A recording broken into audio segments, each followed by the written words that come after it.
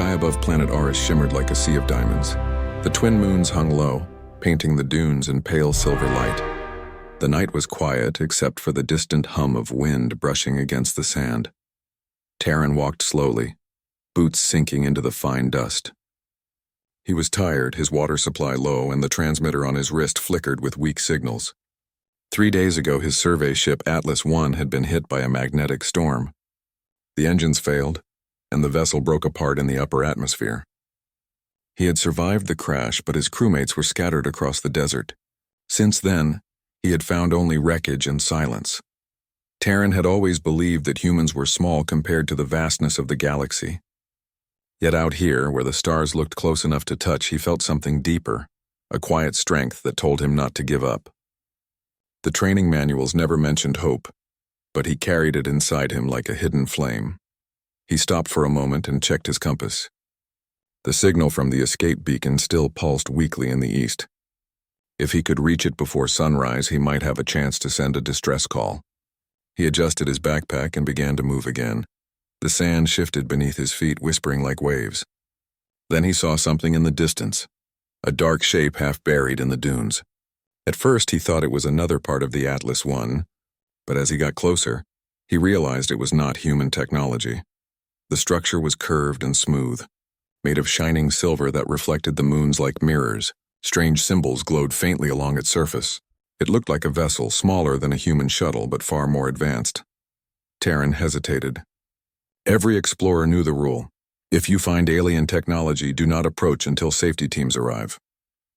But there was no safety team. There was only him and the silence of the desert.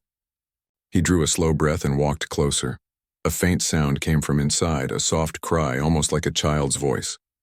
Terran froze. The sound came again, clearer this time, filled with fear. Without thinking, he ran toward the craft. The hatch was half open, its edges scorched. Inside, he saw flashing lights and smoke drifting through the narrow passage. He pushed the door wider and climbed in. The interior was beautiful but strange.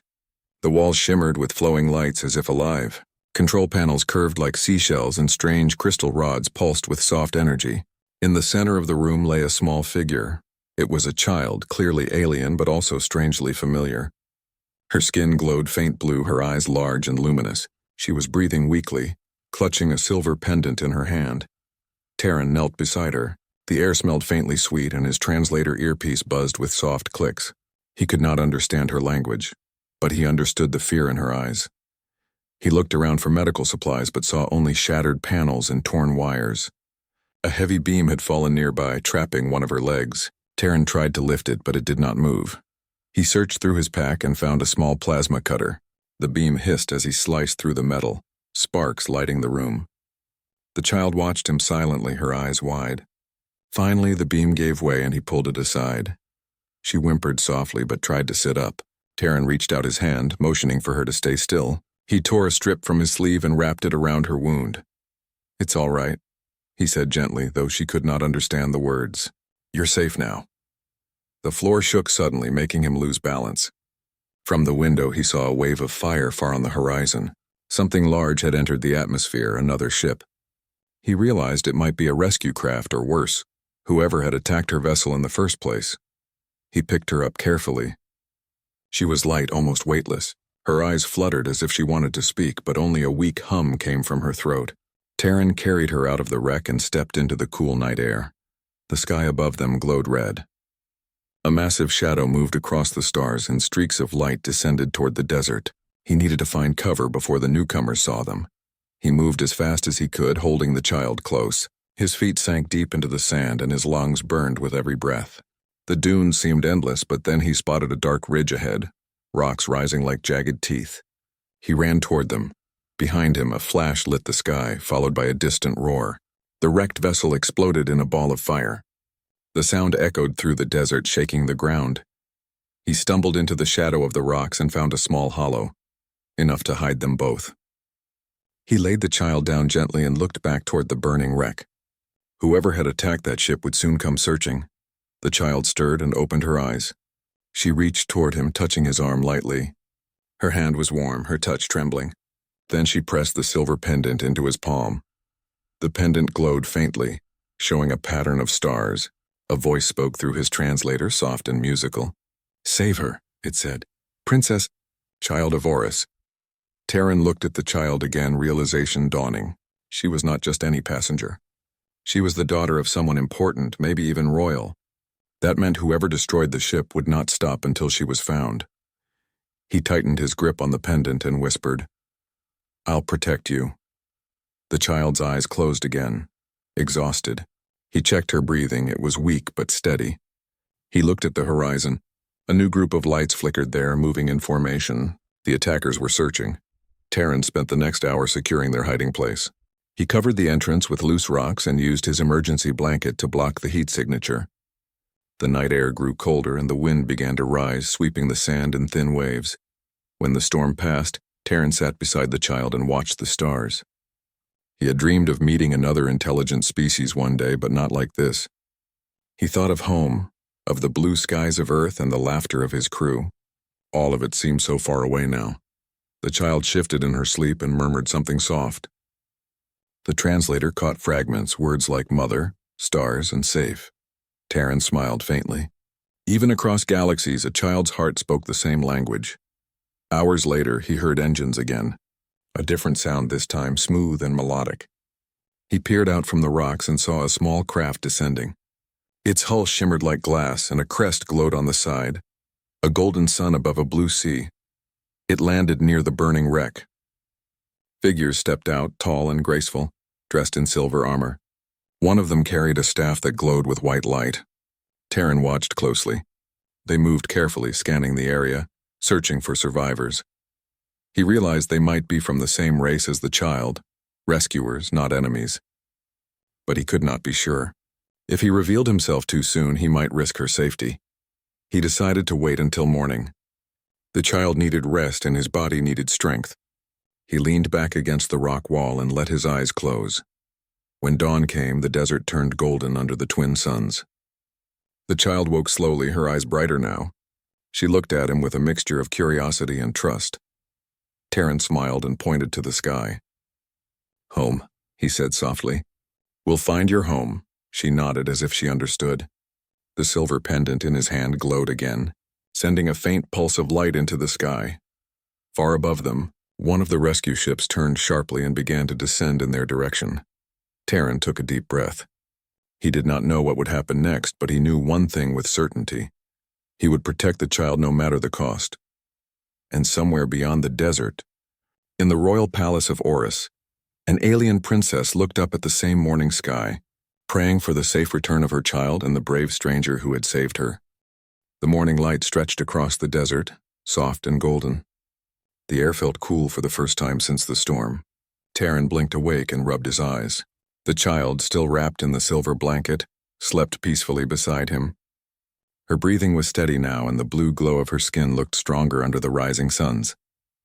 He stretched his sore arms and looked toward the horizon. In the distance, he could see the silver rescue ship still resting near the wreck. Small figures moved around it like ants. They were searching for survivors, unaware that the person they were seeking lay hidden among the rocks. Terran's heart raced. He knew he had to make a choice soon. If these aliens were friendly, the child would be safe. But if they belonged to the same group that attacked her ship, stepping out could mean danger. He could not risk her life without knowing. The child stirred and opened her eyes. Her gaze met his, full of quiet trust. She whispered a word in her language, one he had heard before through the translator. It meant mother. Terran smiled. "We'll find her," he said softly. He pointed to the ship in the distance. "Maybe she's there." The child nodded weakly. She tried to stand but winced from the pain in her leg. Terran helped her up, supporting her gently. The pendant around her neck glowed again, sending another soft signal into the sky. Moments later, the rescue ship began to move. Its engines hummed like wind over glass, and beams of light spread out in a search pattern. Terran realized the signal had drawn their attention. He looked at the child, then at the horizon. Hiding any longer would be pointless. The rescuers were coming, and they would soon reach this ridge. He lifted the girl into his arms again and stepped out into the open sand. The wind brushed his face, and the warmth of the suns grew stronger.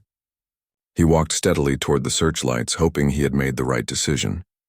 As the ship drew near, he saw its details more clearly. Its surface shimmered with changing colors and small drones floated around it, scanning the ground.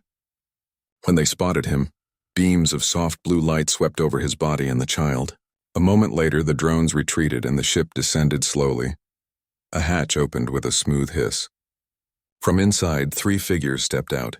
They were tall and graceful, with skin that glowed faintly like crystal under sunlight. Their eyes were silver, and their clothes seemed woven from light itself. The leader held a slender staff that shone with a steady white glow. When she saw the child in Terran's arms, her eyes widened. She said something quickly in her language, and Terran's translator clicked before forming words. "Human," the voice translated softly. "You carry the royal air of Horus. Who are you?" Terran took a slow breath. "My name is Terran. I'm a human explorer. I found her in the wreck after it crashed. She was trapped under debris. I just wanted to keep her safe."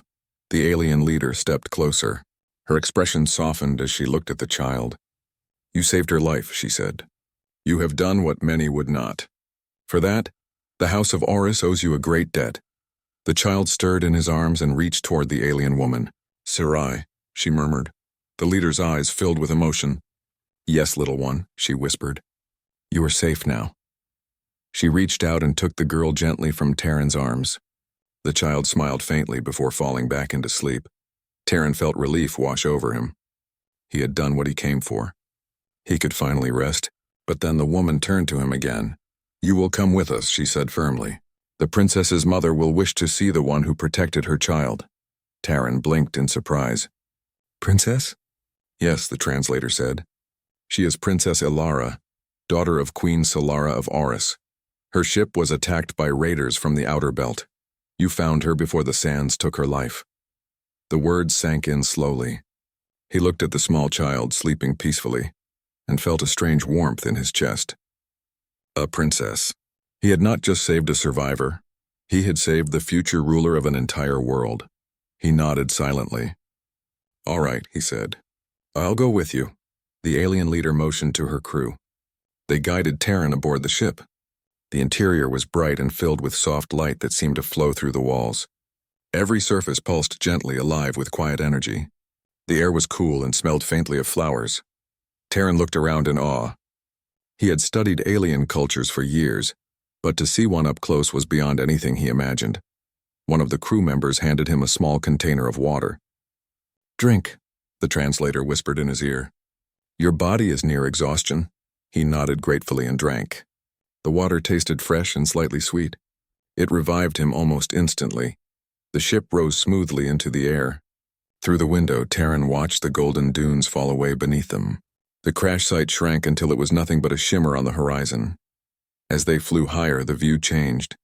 The desert ended, giving way to vast fields of blue grass that waved like water. Strange crystal towers rose from the ground, shining like beacons. Far in the distance, he saw a city unlike any he had ever seen, built into cliffs of silver stone, with bridges of light connecting floating platforms. The leader stood beside him, watching his expression. "Welcome to Horus," she said softly. Terran could only stare.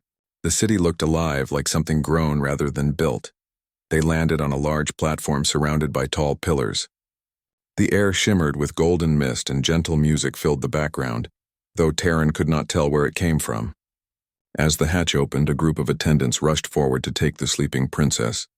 Terran followed quietly, still unsure what to expect. The alien guards bowed as they passed through grand hallways lined with glowing crystals. Everything seemed to pulse with a rhythm, as if the entire palace breathed. Finally, they entered a vast chamber. At its center stood a tall woman with long silver hair that sparkled like starlight. Her eyes shone with deep warmth and wisdom. She wore a flowing robe that shimmered between blue and gold. The leader of the guards bowed deeply. "Your Majesty," she said, "the princess has been found. And this human, he is the one who saved her." Queen Solara stepped forward slowly. Her gaze met Terran's, and he felt the weight of her presence like sunlight on his skin. "You are far from your home, human," she said through the translator. "Yet you risked your life to save my daughter. Tell me why." Terran hesitated. "Because she needed help," he said simply. "It didn't matter that she wasn't human. She was alone and afraid. I couldn't leave her there." The queen studied him for a moment. Then she smiled gently. You speak with a heart that honors life itself. That is rare, even among my kind. She turned to her attendants. Prepare a chamber for our guest. He will stay here until he is rested. Terran bowed his head awkwardly. Thank you, Your Majesty. Before leaving, the Queen walked closer and placed a hand on his shoulder. You have done something that will be remembered for generations. The House of Horus rewards loyalty and courage. When the time comes, you shall receive more than gratitude. Her words filled the hall like music. Terran felt humbled and unsure what to say. He had never sought reward. All he wanted was to see the child safe. Yet something about the Queen's tone made him feel that his journey on Horus was only beginning. Later that evening, he stood on the balcony of his chamber. The city glowed beneath him, its towers shimmering like living crystals. Above, the twin moons rose again, casting their silver light over everything. He thought of Earth, of his lost ship and crewmates, and wondered if he would ever see home again. But then he remembered the child's smile, the Queen's kind eyes, and the feeling of peace that surrounded this place. For the first time since the crash, he did not feel alone. Far below in the royal garden, healers worked around a pool of light where the young princess now rested. She opened her eyes for a moment and whispered something in her language. The translator on Terran's wrist flickered, catching faint words. Human. Safe. Thank you, Terran smiled. He did not need to understand every word to feel its meaning. He looked up at the stars and whispered back softly, You're welcome. But deep in the shadows beyond the city, dark shapes moved across the horizon. The same raiders who had attacked the princess's ship had tracked the signal. And though Terran did not yet know it, the act of kindness that saved a child was about to draw him into a conflict that would decide the fate of two worlds. The twin moons hung high above the shining city of Horus, filling the sky with soft silver light. From his balcony, Terran could see the towers glowing like lanterns in the dark. Gentle winds carried the scent of sweet flowers from the gardens below. It was peaceful, almost too peaceful. For the past 2 days, Terran had been treated like an honored guest. He had been given a room with walls made of crystal that glowed softly at night. He was served food that shimmered like starlight and water that tasted like rain. Yet even in this comfort, his heart remained uneasy. The kindness of the Queen and her people filled him with gratitude, but he could not shake the feeling that danger was near. The memory of the burning desert and the attack on the princess's ship stayed fresh in his mind. Whoever had caused that crash might still be out there. On the morning of the 3rd day, a soft chime echoed through his room.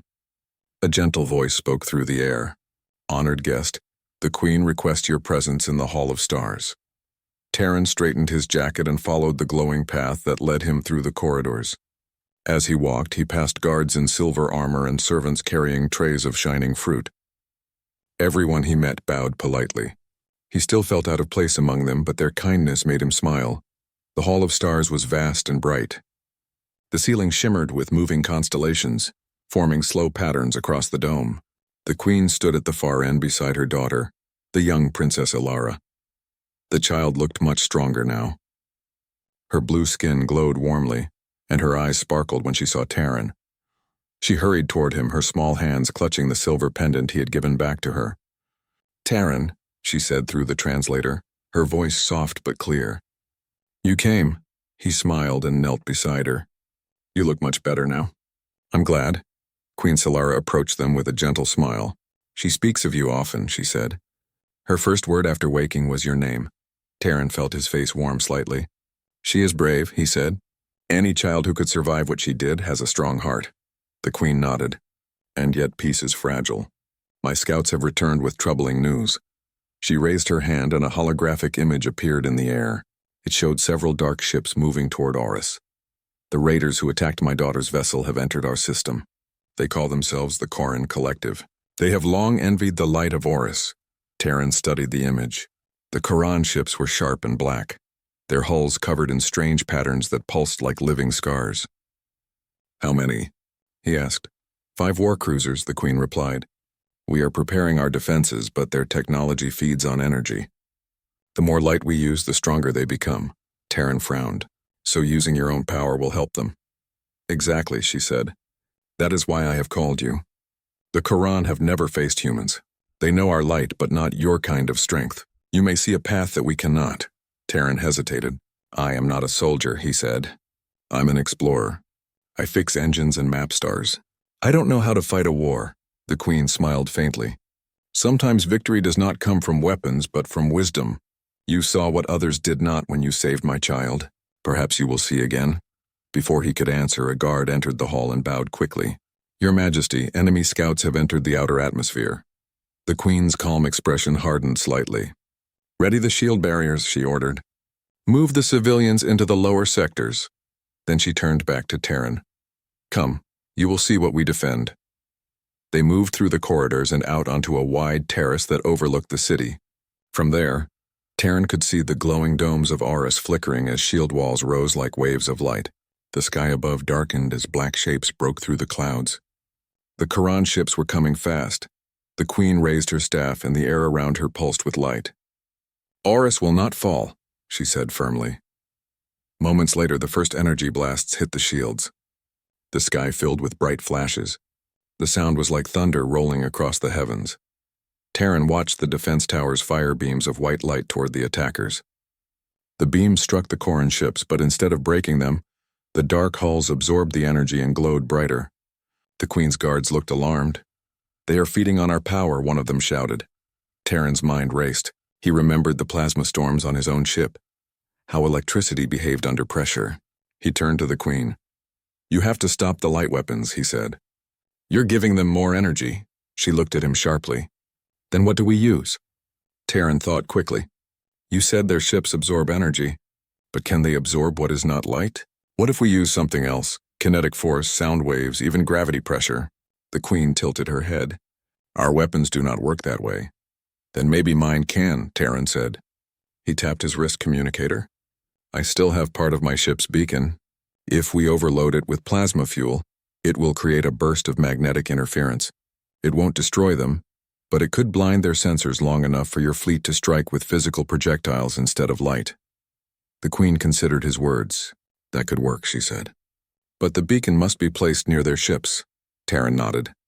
Then I'll go. The Queen's eyes widened slightly. It is too dangerous, he smiled faintly. I've already walked through one storm. I can do it again. Princess Alara tugged at his hand. Come back, she whispered. He knelt beside her. I will, he promised. Keep this safe for me. He handed her his compass, the one he had carried since his training days. She held it tightly and nodded. Within minutes, Terran was aboard a small Orion scout ship. Its controls were smooth and glowing, far more advanced than any human craft. A young pilot named Siran guided him through the systems while the Queen's engineers modified his beacon. The signal is unstable, Siran warned. It may explode early, Terran smiled. Then we'll just have to move fast. The scout ship soared into the sky, cutting through clouds of smoke and fire. The Quran cruisers loomed ahead like floating shadows. Their hulls rippled with dark energy, and their cannons glowed red as they fired upon the city below. Terran gritted his teeth. Bring us closer, he said. Siran's hands moved quickly across the controls. The scout darted between energy blasts, spinning through narrow gaps. Sparks filled the cockpit, but they held steady. When they reached the largest cruiser, Terran opened the hatch and set the beacon in place using the ship's magnetic arm. Now pull back, he said. The beacon glowed brighter, the plasma fuel inside building to a peak. Terran watched the countdown on his wrist. 3 seconds. 2. 1. A massive wave of magnetic energy burst from the beacon. The sky lit up with blue arcs. The Quran ships staggered, their engines flickering. For the first time, the enemy formation broke apart. Now, Terran shouted into the communicator. Fire the kinetic cannons. From the ground, Orion towers launched hundreds of solid projectiles made from crystal alloy. The weapons struck the stunned ships with incredible force. One cruiser exploded in a silent flash, scattering fragments across the clouds. Another spun out of control and crashed into the desert below. Cheers echoed through the command channels. The Queen's voice sounded calm but proud. Well done, human. Your courage has given us hope. Terran smiled, but before he could respond, another alarm filled the cockpit. A dark shape detached from the largest Quran cruiser, a smaller vessel moving fast toward them. It is a hunter drone, Siran said. It has locked onto us. The scout ship shook violently as the drone fired energy blasts. Terran grabbed the controls, helping Siran steer. Hold steady, he said. We can outfly it. They darted through the smoke, weaving between debris. The drone followed closely, its weapons glowing brighter. Terran's mind raced again. He saw the edge of the atmosphere ahead, a narrow gap filled with lightning from the planet's magnetic field. "Head for the storm," he said. Saran hesitated. "That is suicide." "Trust me," Terran said. The scout ship plunged into the magnetic storm. Lightning danced across the hull, shaking the ship. The drone followed, but its dark armor began to crack under the pressure. One more strike of lightning hit it directly, and it exploded into a burst of blue flame. The storm tossed the scout ship hard, but Siren managed to pull them out of the turbulence. When they finally broke free, both were breathing heavily. Siran looked at him in amazement. "You are either brave or mad," Terran laughed softly. "Maybe both." When they returned to Oris, the people cheered. The Queen met them at the landing platform, her eyes bright with pride. Princess Alara ran to Terran, holding out his compass. "You came back," she said. He smiled and knelt to her level. "I promised I would." Queen Solara placed her hand on his shoulder. "You have done what even our generals could not. You fought with both mind and heart. Oris owes you more than words." Terran shook his head. "I only did what anyone should." The Queen's gaze softened. "Perhaps, but few would have done it." As night fell over the shining city, Terran stood again on his balcony watching the stars. The battle was over, but something told him the story was not yet finished. The Quran had been defeated, yet their leader had escaped. And far beyond the light of Oris, shadows still gathered, but for now peace returned, and the princess slept safely under the twin moons. And Terran, the human who had crossed the stars, finally allowed himself to rest, though deep in his heart, he knew that the real challenge was yet to come. The city of Oris slept under the gentle glow of twin moons. The air was calm, and soft lights reflected off the crystal towers that rose like beacons into the sky. Terran walked along the balcony of the palace, the night wind brushing his face. Even after the battle with the Quran fleet, his mind was restless. The Queen had summoned him again, not for a celebration or ceremony, but for a task that carried both honor and risk. He had been asked to join her and her closest advisors in the Hall of Knowledge, a place where Oris kept its most precious secrets. When he entered, he saw rows of glowing crystal tablets hovering in the air. Each one displayed images, maps, or streams of information that seemed to move and shift as if alive. The Queen stood at the center of the hall, Princess Alara by her side. The young girl looked stronger and more confident now, her eyes reflecting the flickering lights. "Thank you for coming, Terran," the Queen said. Her voice was calm, yet it carried a weight that made him straighten his posture. "What I am about to show you is not for the eyes of many. It concerns the safety of my people and the future of your own world as well." Terran nodded. "I understand, Your Majesty." The Queen gestured to a large crystal that hovered higher than the others. Its light pulsed slowly. "This," she said, "is the heart of Oris. It is the source of our city's energy, the reason our shields and towers shine. It is a living crystal, older than my own kind. But its light is not limitless. It draws from the planet itself. If misused, it can weaken the land and leave us vulnerable." Terran stared at it. The heart of Oris radiated a soft golden glow, almost like sunlight captured in stone. He felt its warmth even from a distance. "It is beautiful," he said. "Beautiful, yes," the Queen said. "And dangerous. The Koran know of its existence. That is why they attacked us. They seek its power to control not only Oris but other worlds as well."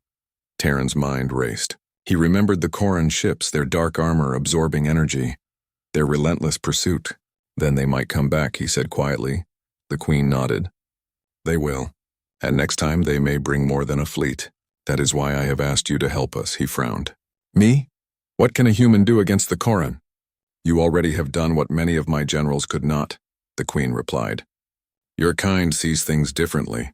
You do not rely solely on power but on ingenuity and courage. That is why I want you to come with us to the Crystal Vaults." The Crystal Vaults were the oldest part of the city.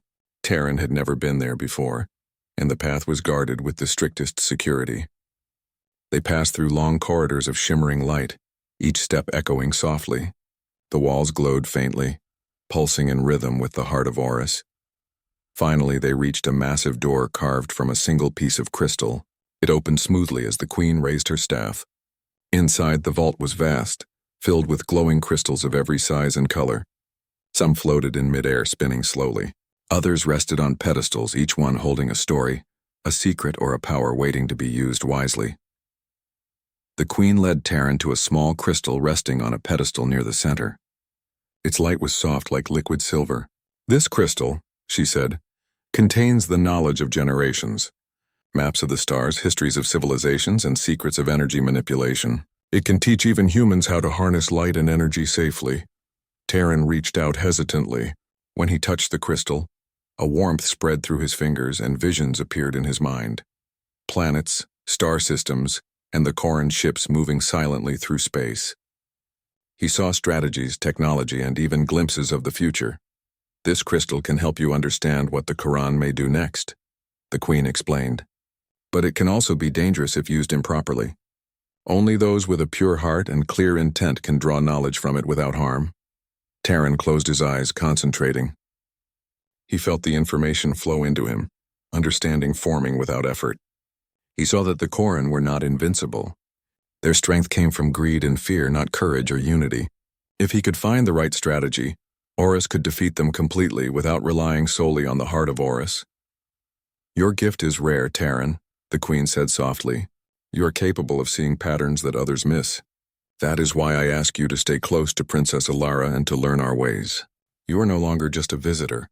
You are part of Horus now." Princess Alara's eyes shone. "I want to learn too," she said. "I want to be ready to protect my world." The Queen smiled and placed a hand on her daughter's shoulder. "And you will be, my child. Together with Terran, we will face whatever comes." Days passed as Terran trained under the guidance of Aryan scholars and engineers. He learned to read the crystal tablets, manipulate energy flows, and understand the principles of the heart of Horus. The princess watched closely, sometimes joining him in the lessons. Her small hands moved carefully, learning to channel light through crystal conduits. Terran marveled at her determination. Despite the trauma she had endured, she was curious, brave, and willing to learn. Every time she asked a question or tried something new, he felt a deep respect for her. She was more than a child. She was a symbol of hope for her people. One evening, after a long day of training, Terran walked through the upper gardens. The stars reflected in the pools of water, and the flowers glowed faintly under moonlight. He heard soft footsteps behind him and turned to see Princess Alara. "You are thinking too much," she said with a small smile. "The Corran will come." "You worry too much," Terran chuckled. "I cannot help it. They are dangerous, and they will not stop until they get what they want." Alara tilted her head. "Then we must be ready. But we are not alone. We have each other and you." Her words touched him deeply. He nodded, feeling a strange warmth in his chest. "You are right," he said. "Together we can face anything." Just then a faint alarm echoed through the gardens. Terran's hand went to his communicator. The Queen's voice came through, calm but urgent. "Terran, we have detected a disturbance near the outer perimeter. Corran scouts are attempting to infiltrate the city. You must help us," Terran nodded quickly. "Show me the way." He and Alara ran toward the command center. On the way, Terran realized how much he had changed in these days. He was no longer just a human explorer lost in a desert. He was a protector, a strategist, and someone who could make a difference. And he was not alone. Horus had become his second home. The command center was filled with holographic maps and alert signals. Terran studied the readings. A group of Corran scouts had slipped past the outer defenses and were moving toward the lower sectors. The city's guards were ready, but the scouts were fast and cunning. "Here is what we do," Terran said, pointing to the map. "We lure them into the narrow valleys of the Crystal Gardens. There, their ships cannot maneuver well, and our energy barriers will trap them. They will be forced to retreat or be captured." The Queen nodded. "Your plan is bold, human. It may succeed." Terran directed the guards and engineers, adjusting barriers and energy conduits. Princess Alara watched closely, learning how to coordinate and make decisions. The city hummed with preparation. Soon the Quran scouts appeared on the horizon. Their black ships moved like shadows against the moonlight. Terran held his breath. Then, with a nod from the Queen, he activated the energy traps. The scouts entered the valley, and immediately the barriers sprang to life. Lights and force fields blocked their path, and the ships struggled to navigate. Terran watched as the first few were trapped, unable to move. "Now," he shouted, "activate the secondary nets." The engineers triggered another layer of containment. The remaining scouts were caught, their dark energy flickering and sputtering as the Orion systems neutralized their engines. It was over within minutes. The scouts were defeated and the city remained safe. Cheers erupted throughout the halls. Princess Alara ran to Terran, her eyes shining with excitement. "You did it," she said. "We did it." Terran smiled, lifting her up slightly. "Yes, we did, together." The Queen approached, her expression proud. "You have proven yourself once again, human. Your courage and wisdom have protected my people. Aris owes you a debt that cannot be measured." Terran shook his head. "I only did what was right." "That is all I can do." But deep in his mind, he knew that the battles ahead would not be as simple. The Koran were still out there and their leader remained free. And somewhere in the darkness of space, a plan was forming that would challenge not only Aris, but the strength of the human spirit as well. For now, though the city slept safely under the twin moons, and the princess rested in her chamber, dreaming of brighter days, and Terran, the human who had crossed the stars, understood that he had found a new home and a new purpose among the crystal towers of Aris. The twin moons had set, leaving Aris bathed in the soft glow of its own city lights. Terran walked through the palace gardens, the scent of flowers mingling with the crisp morning air.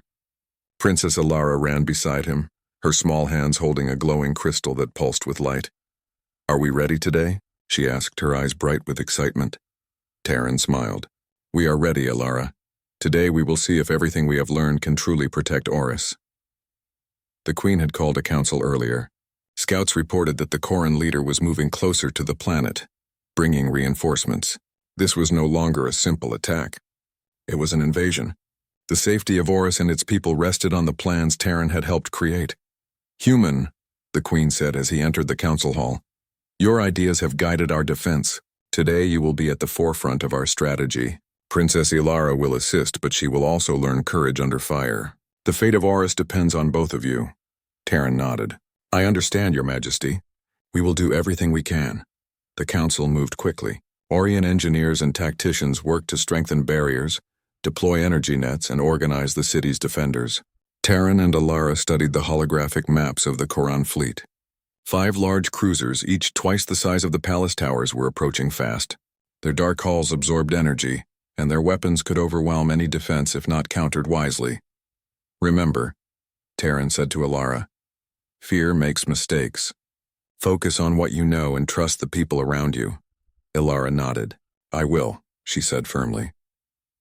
The fleet arrived near Aris by midday. The sky darkened as the Koran ships moved in formation.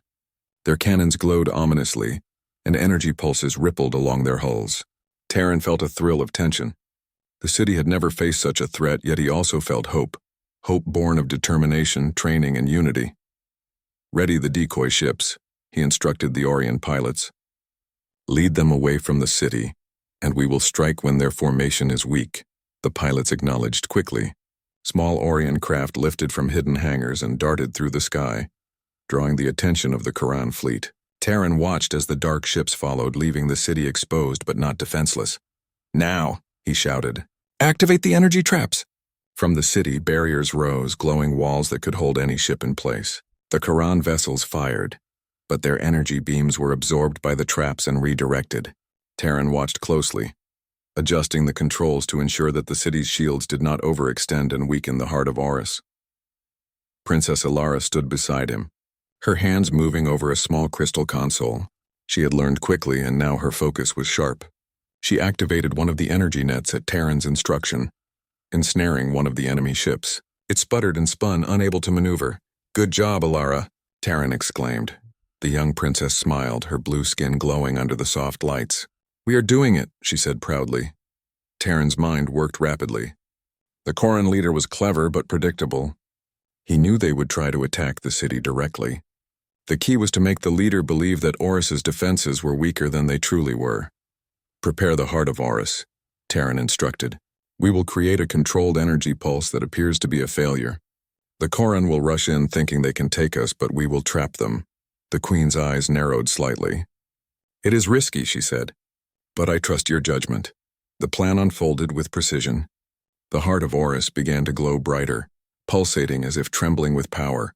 Koran sensors detected instability and misinterpreted it as weakness. The largest cruiser accelerated toward the city, preparing to strike. Now, Terran shouted. A coordinated strike from the city's energy nets trapped the cruiser, holding it immobile. Small Orion craft surrounded it, cutting off any escape. At the same time, the heart of Orus released a controlled energy pulse that disabled the remaining core and ship systems temporarily. The enemy was stunned. Their dark hulls flickered as their energy absorption failed. Orion forces pressed the attack, striking with precision and speed. Terran's plan worked perfectly. The Quran fleet, powerful though it was, had underestimated the combination of human ingenuity and Orion technology. One by one, the enemy ships were forced to retreat. The skies above Orus cleared as the last dark vessel turned and fled into the distance. Cheers erupted from the city as citizens watched their defenders succeed. Princess Alara ran to Terran, her face alight with joy. "We did it. We really did it." Terran knelt and smiled at her. "Yes, we did. You were amazing." The queen approached, her silver hair shining in the sunlight. She placed her hands on Terran's shoulders. "You have not only saved my daughter, but you have saved Orus. Your courage and wisdom are unmatched. For this I offer you a place of honor in our world and my eternal gratitude." Terran shook his head humbly. "I only did what was right. I could not leave her or anyone else in danger." The queen smiled warmly. "That is why your heart is strong.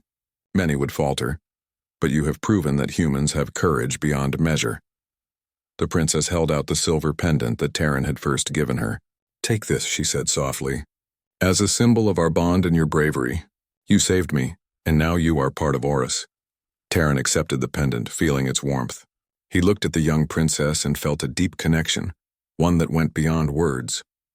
He had come to Orus as a stranger, a human lost in a desert, and now he was a protector, a friend, and a hero. That evening, the city celebrated.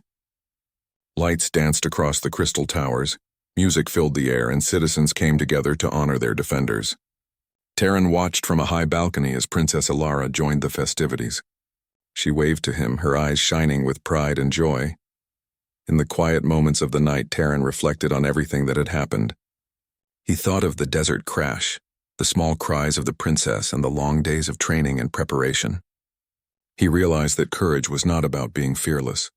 It was about acting even when fear was present, about protecting others and trusting in oneself.